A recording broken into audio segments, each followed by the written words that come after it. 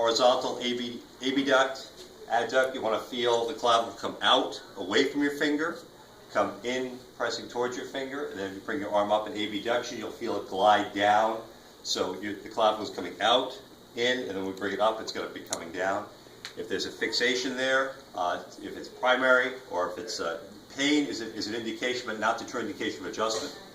For the AC joints, the same kind of movement. Palpate down along the road of the clavicle till you get to the edge where the acromion of the scapula meets it. Again, go for abduction, flexion, and feel how that joint is moving, if it's fixated or not. Long axis traction to see how well it separates as well. And if you find any kind of fixation here, you go right into doing the adjustments. But you line your back. And to do these again, slide over towards me a little bit. You're going to start off with the AC. The shoulder blade, the scapula is going to be off the table, so the medial border is right on the edge here, so right off the table. And you're going to take my hand, I'm going to put it in his armpit. I'm going to stabilize his elbow against his side.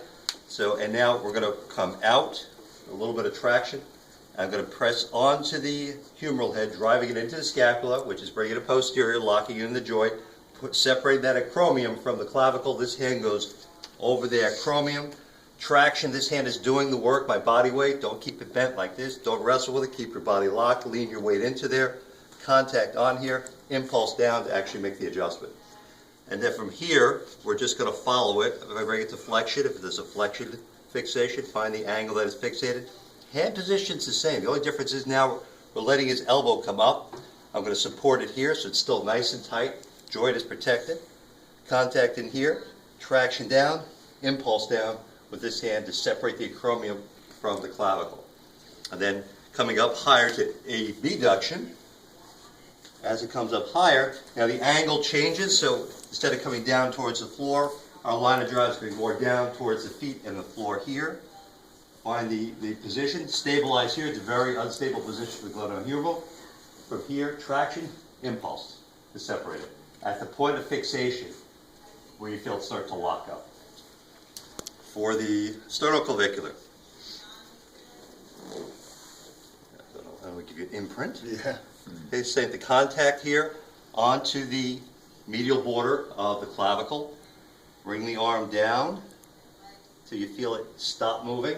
Traction out, come down, impulse with this hand along the line of the clavicle. For the adduction restriction, you're going to contact on the medial inside portion, more on the top, because you want to roll the clavicle down into the sternum. Make the contact here. I'm going to roll it adduction until I feel it stop moving. Traction up here, relax. This elbow straight, impulse down to drive the clavicle down that way. Okay, good. Okay.